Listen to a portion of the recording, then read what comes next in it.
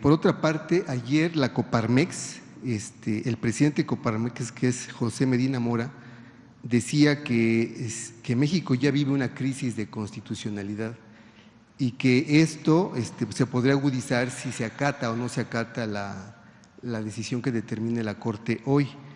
Y bueno, lo que yo le quiero preguntar es si usted ha sopesado bien los efectos que esto podría tener en la incertidumbre en las inversiones e incluso en la afectación a la creación de empleos. ¿Y por qué no le preguntan a la Corte? ¿Por qué le preguntan a la presidenta? ¿Por qué no le preguntan a la Corte, el presidente de Coparmex, sobre su decisión? O sea, porque quienes están violando la Constitución es la Corte. Quienes están sobrepasándose en sus funciones es la Corte. Entonces, ¿por qué el periódico El Financiero, Coparmex, no le pregunta a los 8 ministros de la Corte si ya sopesaron bien su decisión? Si 8 ministros pueden ir en contra de un pueblo de millones y millones de votos, por ahí de 36 millones. Si ya preguntaron a la Corte si puede ir en contra del constituyente. O sea, ¿por qué el tema es de la presidenta? Cuando es la Corte quien está queriendo legislar, cuando no tiene esas funciones en la Constitución. 8 ministros, por encima de la Cámara de Diputados, de la Cámara de Senadores, de la mayoría de los congresos locales,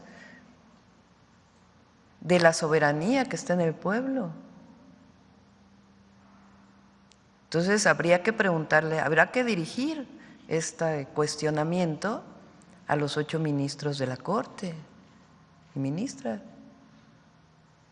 Bueno, quizás el sentido de mi pregunta es en que si usted ha sopesado las afectaciones que podría tener sobre la economía en torno a este choque de poderes, digamos, o sea, es el poder judicial por un lado, el poder ejecutivo y legislativo por otro, y esto lo que puede generar, o sea, más allá digamos, de las posiciones de uno o de otro, sino lo que puede generar en la economía, en la incertidumbre entre los inversionistas.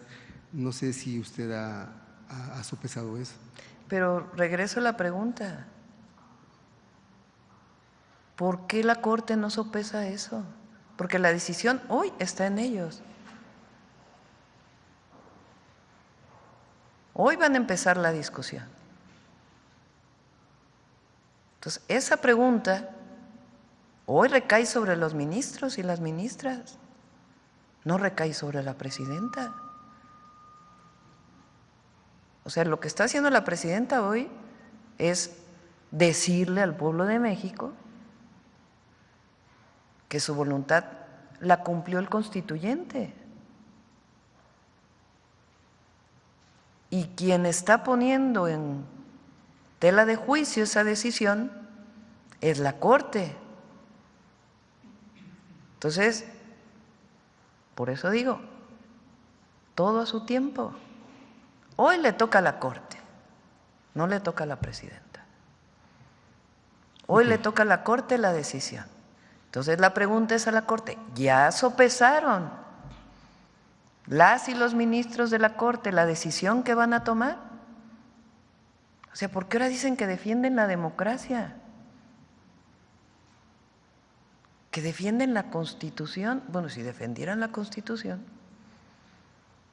pues estarían defendiendo lo que ya decidió el constituyente.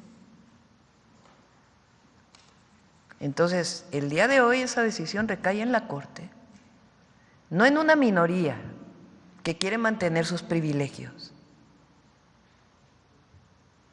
Hace unos días una compañera de ustedes me dijo que no son juez y parte, ahora sí. Pues por eso les presento este estudio. No es un estudio de un medio de comunicación, de los mismos que defienden hoy al Poder Judicial y que hace 6 años decían que se llamaba poder familiar de la Federación. ¿Qué ha cambiado?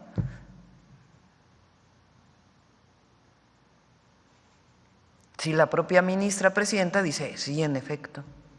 Ahora, ¿no les gusta esa constitución? Pues no es un asunto de los 8 ministros, es un asunto de una decisión que tomó el pueblo de México. A la oposición, ¿no le parece bien? Bueno, vean el resultado de la elección. Entonces, hoy por hoy, esta pregunta que haces hay que hacérsela a los ministros de la Corte y las ministras de la Corte. Vale, finalmente, ayer se conoció la convocatoria del Comité de Evaluación del Poder Legislativo y del Judicial, pero no del Ejecutivo. No ¿Sí? sé. ¿Se publicó? ¿Se publicó? Sí. Vale, gracias.